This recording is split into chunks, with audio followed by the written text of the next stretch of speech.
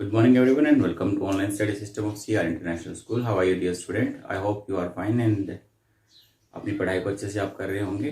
हमने जो chapter start किया वो Russian revolution and nationalism in Europe या सोशलिज्म इन यूरोप में हमने स्टार्ट किया हुआ है।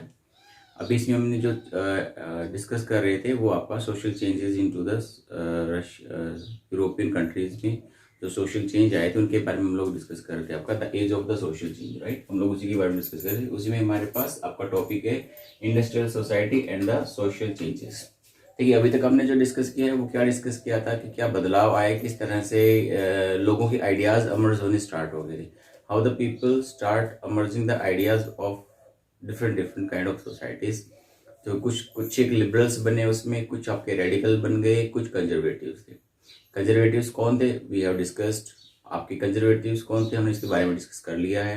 रेडिकल्स क्या चाहते थे, क्या उनकी आइडियोलॉजी थी, वो हमने इसमें डिस्कस कर लिया है। इसके अलावा what change brought by the French Revolution into the European countries, French revolution के बाद यूरोपियन कंट्रीज में किस किस तरह के बदलाव आए, दैट वी हैव डिस्कस्ड। हमने लिबरल्स के बारे में we have discussed about the liberals के बारे में हमने पढ़ लिया है। ठीक है, अभी हम जो डिस्कस करने वाले हैं आज, that we are going to talk about the changes that has been brought up because of these thoughts। ये जो हमारे रेडिकल्स आए या कंजर्वेटिव्स हमारे पास आए, तो इनकी वजह से क्या बदलाव हमारे आने स्टार्ट हुए, we are going to talk about ना, उसके बारे में लोग डिस्कस करेंगे। तो इसमें society was taking new shape into the 19th century. देखिए, अब जैसे मैंने आपको बोला था कि नए नए लोगों के नई नई विचारधाराएं आ रही थी, रेवोल्यूशनरीज आ रहे थे, नेशनलिस्ट आ रहे थे, कंजर्वेटिव्स थे, लिबरल्स थे, ठीक है, रेडिकल्स थे। ये सब धीरे धीरे करके क्या हो रहे थे, आपका different start of the society was being created. Automatically क्या था, ये सब अपने अपने जिसको जो विचारधारा पसंद आती थी उस विचारधारा को अपनाते जा रहे थे और समाज में डिफरेंट व्यूज आते जा रहे थे। So the society was taking place into 19th century.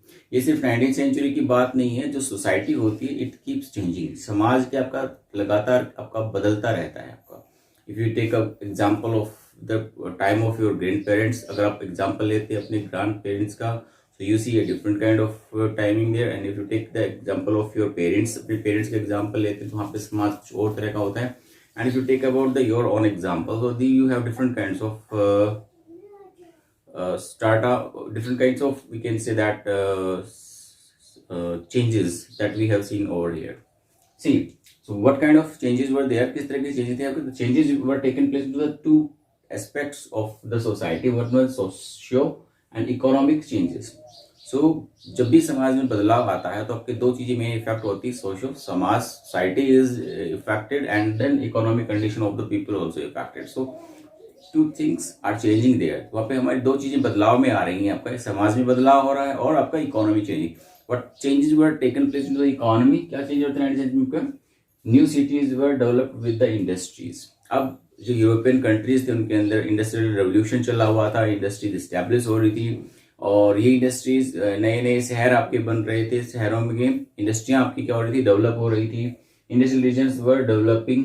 इसी तरह से आपका बहुत सारी इंडस्ट्री एक जगह पे स्टैब्लिश हो रही थी और new economy was taking place. वो न्यू इकोनॉमी हमारी बनती जा रही थी, नए इंडस्ट्रियल रीजन हमारे सामने आ रहे थे। इसके साथ साथ रेलवेज का एक्सपेंशन हो रहा था और अदर बेसिक फैसिलिटीज का भी एक्सपेंशन हो रहा था। तो ये हमारे पास बदलाव हमें देखने को मिले जो 19th सेंचुरी के अंदर हमें नजर आए। अब इन बदलाव की वजह से क्या था, इंडस्ट्रियल रेवोल्यूशन की वजह से सारे चेंजेस आए थे।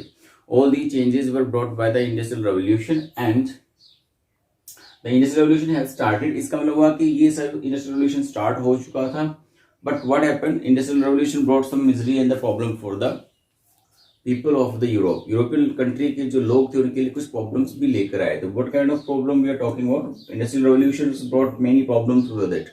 खाली जब हर एक चीज के दो पहलू होते हैं आपके, एक अच्छा पहलू होता है और एक आपका बुरा पहलू होता है। अब यहाँ पे इकोनॉमिक कंडीशन लोगों की बढ़ रही है, उनको नए शहर हमारे डेवलप हो रहे हैं, इंडस्ट्रियल रीजन हमारे पास बन रहे। This is the brightest part of this industrial revolution, but it has some darkest part also. इसका एक ड्रॉबैक भी हम डिस्कस करेंगे, भाई क्या ड्रॉबैक्स, क्या प्रॉब्लम लोग फेस कर रहे थे। The very first problem, industrial revolution आने की वजह से क्या होता होगा, लॉन्ग वर्किंग आवर्स। सबसे बड़ी प्रॉब्लम क्या थी, लोगों को बहुत लंबे लंबे घंटे काम करना पड़ता है। प्रेजेंट टाइम में अगर हम बात करते हैं, हमारा जो वर्किंग आवर्स होते हैं किसी भी कंपनी में 8 to 12 आवर्स होते हैं। लेकिन उस समय की अगर हम बात करते हैं when the industrial revolution was started, तो लोग 18-18 20-20 घंटे तक रेगुलर काम करते थे एंड दैट वाज इनटॉलरेबल। और वो काफ़ी ज़्यादा कहते हैं आपका असहनीय होता था कि 18-18 घंटे काम करने के बाद लोगों को फिर से वापस काम पे जाना होता था। So this was the problem, this was the main problem actually to that time. अब लॉन्ग वर्किंग आवर्स के साथ साथ नेक्स्ट प्रॉब्लम क्या थी उनकी, लो वेजेस, यानी कि लंबे लंबे घंटे काम करवाते थे लेकिन उनको जो सैलरी दी जाती थी वो इनफ नहीं होती थी, यानी कि पर्याप्त जितने टाइम के उनसे काम करवाया जाता था उसके इक्विवेलेंट उनको सैलरी नहीं दी जाती थी। The wages were very low, यानी कि जो मजदूरी होती थी वो बहुत ही कम मिलती थी उनको, right. Next one was unemployment. अब अनएम्प्लॉयमेंट कैसे था, देखिए एक तरफ तो हम बात कर रहे हैं कि इंडस्ट्रियलाइजेशन हो रहा है तो वहाँ पे अनएम्प्लॉयमेंट नहीं होना चाहिए, लेकिन यहाँ पे वर्ड लिखा हुआ अनएम्प्लॉयमेंट कैसे होता था। देखिए the system at that time was different, उस समय जो सिस्टम बिल्कुल डिफरेंट था। सिस्टम डिफरेंट कैसे था, क्योंकि अनएम्प्लॉयमेंट इसलिए हो जाता था क्योंकि जो ये इंडस्ट्रीज होती थी उस समय सीजनल वर्किंग पे होती थी। कभी वर्क में आती थी, जब वर्किंग होता था, जब उनकी डिमांड होती थी लोगों को एम्प्लॉय कर लिया जाता था। लेकिन जब इनके पास वर्क नहीं होता था तो लोगों को क्या कर दिया जाता था, निकाल दिया जाता था। और वहाँ पे जॉब की सिक्योरिटी भी, जिस तरह से आज हमारे पास कंपनियों की जॉब सिक्योरिटी होती है वैसे उस समय जॉब सिक्योरिटी नहीं होती थी।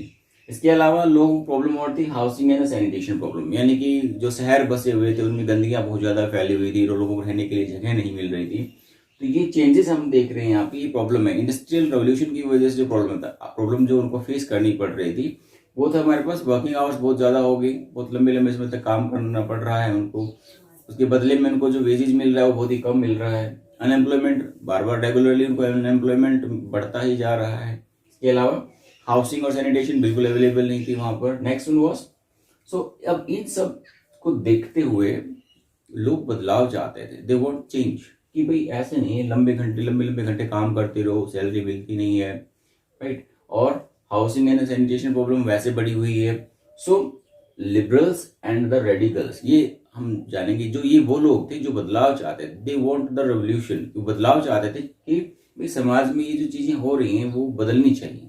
सो रेडिकल्स वांटेड अ चेंज। अब ये चेंज क्यों चाहते थे, बिकॉज आपने जाना पिछली क्लास में भी, आपने फ्रेंच रेवोल्यूशन में आपने पढ़ा, जो मिडिल क्लास था वो वेल्थियर क्लास था और ये लोग इंडस्ट्रियलिस्ट भी थे, यानी कि जिन्होंने इंडस्ट्रियां लगाई हुई थी and they were owner of these industries. और इन इंडस्ट्रीज के क्या होते थे, मालिक होते थे, right. They were often property owner and the employers, ज्यादातर ये प्रॉपर्टी ओनर और एम्प्लॉयर्स होते थे, दूसरों को क्या करते थे, आपके जॉब देते थे। दे थॉट दैट, अब उन्होंने इस बात को सोचा that healthy and the educated population led the great profit for them. उनको लगा कि जो हेल्दी पॉपुलेशन रहेगी, लोगों को टाइम मिलेगा, पढ़ेंगे लिखेंगे हेल्दी रहेंगे तो वो ज़्यादा प्रॉफिट दे सकते हैं। सो दे थॉट दैट कि भाई जो लोग हैं उनको हेल्दी रखा जाए, एजुकेटेड रखा जाए। लेकिन प्रॉब्लम कहाँ थी, लोगों को तो लंबे लंबे घंटे तक काम करना पड़ रहा था। So they were not able to study, पढ़ नहीं पाते थे। दूसरा, लॉन्ग वर्किंग आवर्स होते थे तो उनकी हेल्थ भी अच्छी नहीं होती थी। सो this was the problem. So they wanted the change, but एक प्रॉब्लम थी उनके सामने, क्या था आपका, they had problem of old aristocracy and conservative regime established in 1815, after 1815। उनके सामने एक सबसे बड़ी प्रॉब्लम ये थी, वो बदलाव चाहते थे लेकिन बदलाव हो नहीं पा रहा था। रीजन क्या था उसके सामने, इनके सामने सिर्फ एक ही रीजन था, दैट वाज एरिस्टोक्रेसी। एरिस्टोक्रेसी थी, द प्रॉब्लम था कि 1815 के बाद, अब थोड़ा सा रिमेम्बर कीजिए, 1815 में हमने जो देखा, नेपोलियन के बारे में हमने जाना। Napoleon became the ruler in 1804, he brought some changes, उसने काफी चेंजेस लाए, लेकिन 1815 के अंदर उसको हरा दिया गया था। वाटरलू एक जगह का नाम है, वहां उसके अंदर, वाटरलू के अंदर उसको हराया गया था। और कंबाइंड फोर्स जो थी आपके, ब्रिटेन, पर्सिया, रशिया, ऑस्ट्रिया ने मिलकर एक ट्रीटी यहाँ पे की थी। उस ट्रीटी के अकॉर्डिंग जो आपका फ्रांस था उसमें वापस क्या लाया गया था, कंजर्वेटिव्स और बार्बन डायनेस्टी, यानी कि राजा का शासन दोबारा से लेकर आ गए थे। अब इन लोग प्रॉब्लम क्रिएट कर रहे थे, ठीक है। तो उसी से लोग परेशान थे कि क्योंकि जो कंजर्वेटिव्स वो लोग थे जो बदलाव नहीं चाहते। जैसे हमने पढ़ा, कंजर्वेटिव्स कौन थे, कंजर्वेटिव्स वो लोग थे जो बदलाव नहीं चाहते थे, और इस समय जो शासन था वो किसका था, कंजर्वेटिव्स का था। जबकि रेडिकल्स क्या चाहते थे, बदलाव चाहते थे। इस तरह से दोनों के बीच में क्या हुआ, कॉन्फ्लिक्ट होना स्टार्ट हुआ। देखिए next, revolutionary from Italy, Germany and Russia work to overthrow existing monarch। तो इसके बाद इंसिडेंट्स होने स्टार्ट हो गए।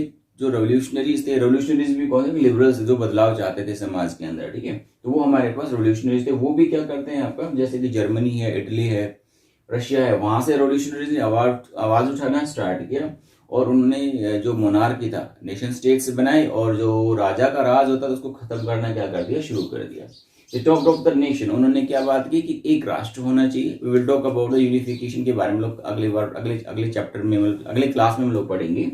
तो नेशंस के बारे में डिस्कस किया कि सबका नेशन होना चाहिए आपका।